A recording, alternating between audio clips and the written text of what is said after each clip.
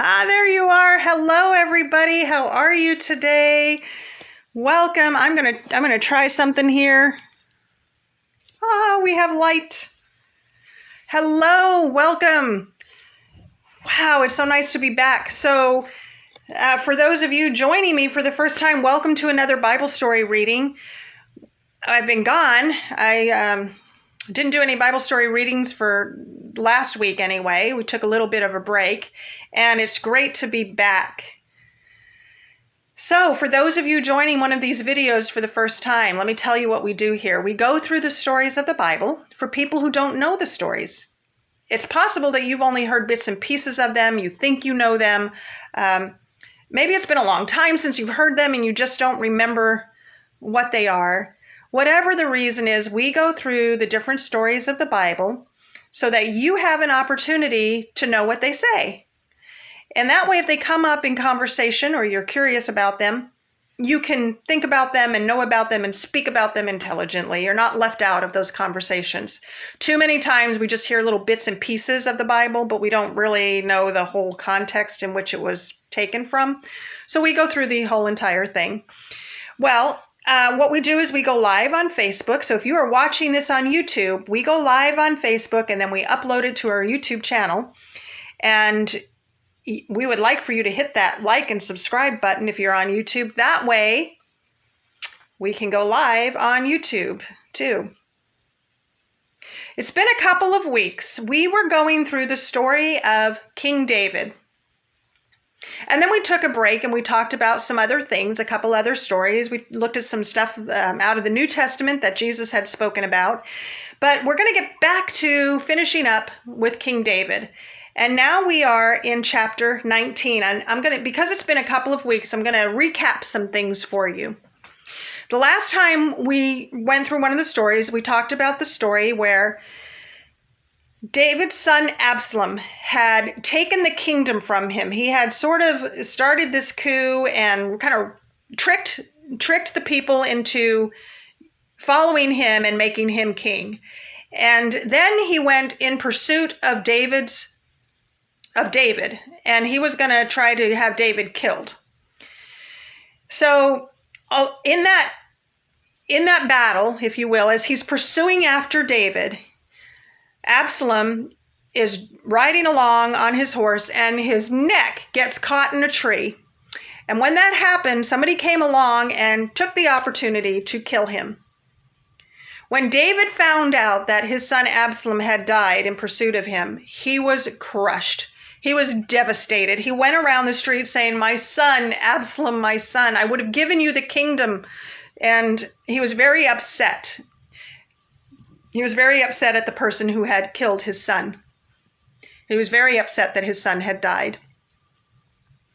Well, now we see that David's kingdom is going to be restored to him. Absalom's gone. David's getting the kingdom back that he probably shouldn't have lost in the first place. And we're going to pick up with chapter 19. So we're going to read chapter 19 today. It was reported to Joab, "The king is weeping. He's mourning over Absalom." That day's victory was turned into mourning for all the troops because on that day the troops heard, "The king is grieving over his son." So they returned to the city quietly. That day, like troops come in when they are humiliated after fleeing in battle. But the king covered his face and cried loudly, "My son, Absalom, my son, my son."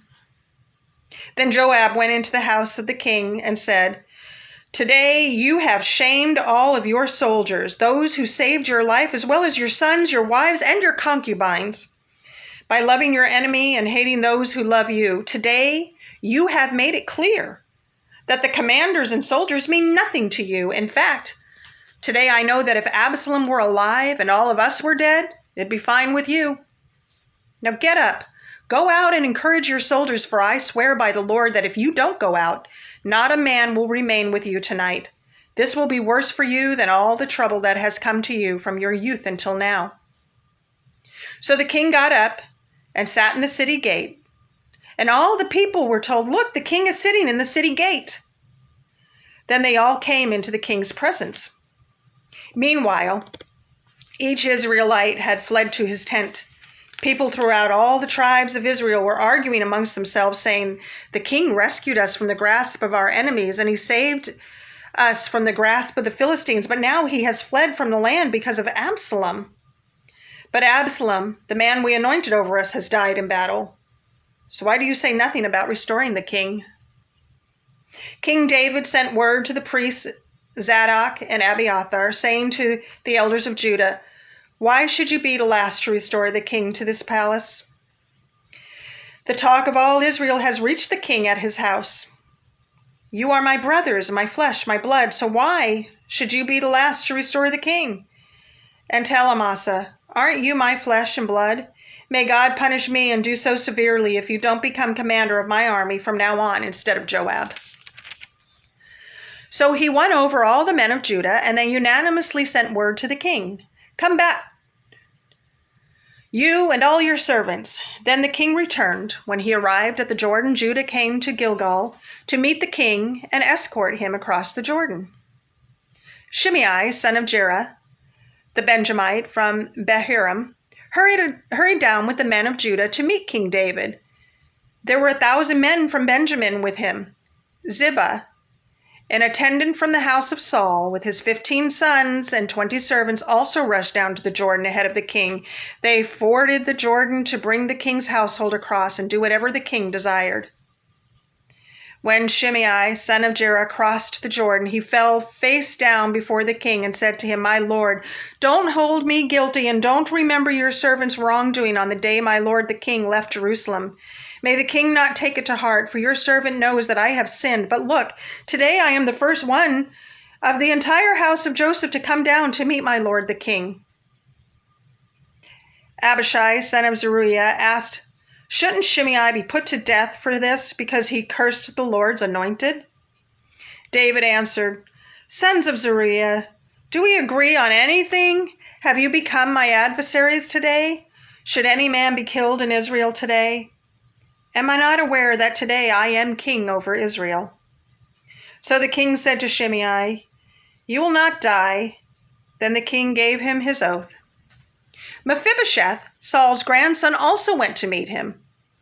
He had not taken care of his feet, trimmed his mustache, or washed his clothes from the day the king left until the day he returned safely.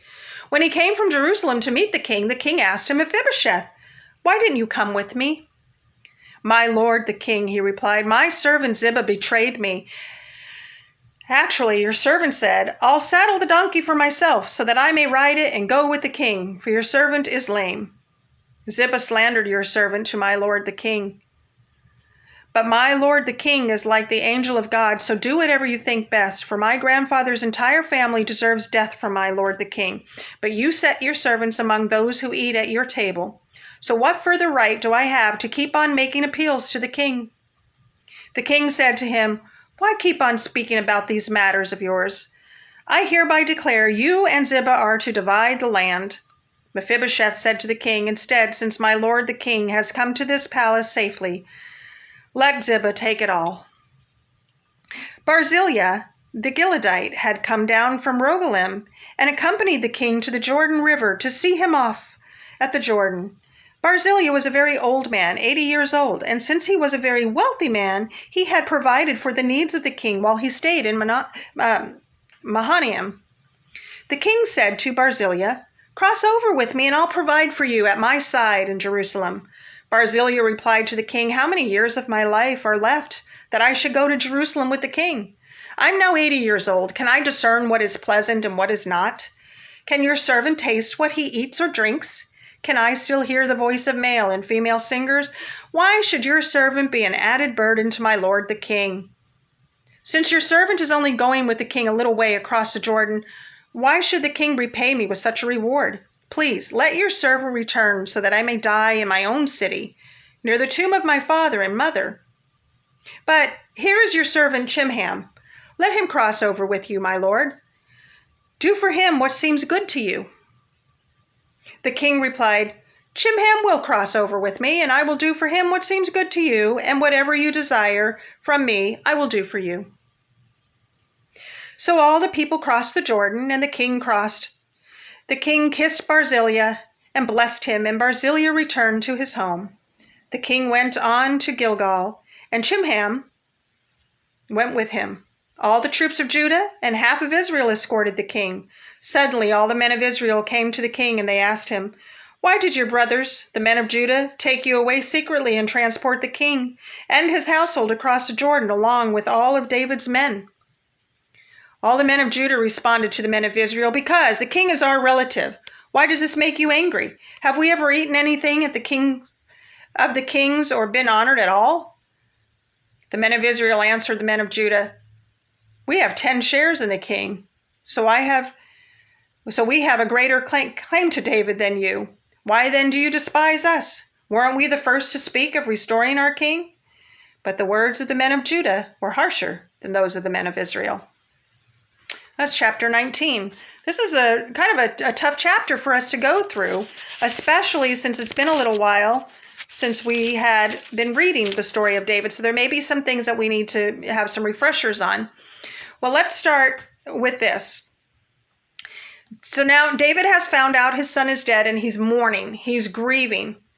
But all of these soldiers and commanders that had protected David and had been loyal to him and honored him and fought for him are feeling a little embarrassed now, because all the king seems to care about is his dead enemy, the dead son. He didn't seem to care about them. And Joab says to him, "Look, you have shamed these people who have defended you and taken care of you. And you haven't said any encouraging words to them." In their minds, in fact, we think that if we had all been dead and Absalom lived, your enemy lived, you'd be happy about that. So David pulls himself together, and he goes and he sits out in the city gates, and he gives them some encouragement. And because Joab had told him, he said, if you don't give them some encouragement, I promise you by morning time, these men are not going to follow you. So David pulls himself together. He goes out and he, gives them a little bit of encouragement, and they move on. Now, as he's going to travel back to Jerusalem, he's met by several different people. And one of these people is Shimiyai, and he comes out to him. And now Shimiyai had betrayed him and had had teamed up with Absalom and given Absalom some advice to take down King David. And he comes now and he's asking for forgiveness. And he's like, "I'm so sorry," and falls face down. He's like the first one to greet him. He knew that if David got back, he might be in a lot of trouble, or at least he thought he would be. And all of these men say to him, all these soldiers say to him, "He should be put to death for what? For betraying you, for what he did." And David says, "Have you guys not learned anything from me? I mean, do we not agree on anything? Why should anybody be put to death today? This is a day of celebrating. We should be celebrating the fact that I'm getting the kingdom back. We won. Just let sleeping dogs lie." So they move on. And another person that comes out to him is Mephibosheth. Now, I don't know if you remember who Mephibosheth is, but he's quite an important person in David's life. David was best friends with the previous king's son, Saul's son, Jonathan. Jonathan had a son named Mephibosheth. Well, on the day that all of the house of Saul was killed in battle, all of his sons, Saul was killed in battle, Mephibosheth was only 5 years old. And his nanny ran off with him to protect him from this battle that was going on. Well, when they were running off, he fell and he injured his feet and he became lame. He couldn't walk properly after that. Years later, when King David is king, he's sitting around the palace, he's looking around, he says, "Is there anybody left in Saul's household?" Because him and Jonathan were friends, and he had made an oath to Jonathan that he would take care of his descendants. And so they said, "Yeah, there's this one guy, Mephibosheth. He's the only one alive, but he's lame, and he's living in this other place." David says, "Go get him. Go get Jonathan's son, Mephibosheth, and bring him to me. I want him to come stay with me in the palace and eat at my table. I'm going to take care of him." So that's what he does. He takes care of Mephibosheth. When Absalom decides to take the kingdom over from David, Mephibosheth's servant Ziba, that David had set up for Mephibosheth, take care of Mephibosheth, betrayed David and tricked Mephibosheth, told him he was going to go help David, but he did not. And now Mephibosheth has come out to greet David. And he says, I am so sorry for what happened. And I didn't betray you. I didn't mean to betray you. My servant, Ziba, lied to me. And, so I'm so sorry. I don't deserve to be in your court anymore. Give everything away. Give everything to Ziba. Just let him have it. And David says, no, I'm not going to do that. Everything's okay. You and Ziba go split it up. Again, let's let sleeping dogs lie. Let old bygones be bygones. We're going to start fresh. It's all right. I forgive you. We're going to go on. So then there was this man named Barzillai.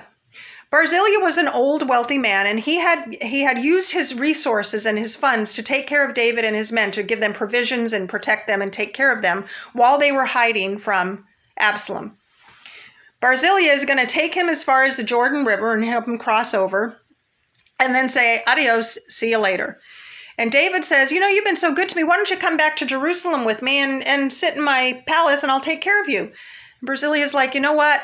Nice offer, but I'm an old man. I'm going to be nothing but a burden to you. I can't smell anything anymore. I can't taste anything. I can't even hear people singing. I really just want to go home and die with my people. But I'll tell you what, why don't you take my servant, Chimham? What's the guy's name? Chimham. Funny name. And he says, why don't you take him instead and do for him what you would have done for me?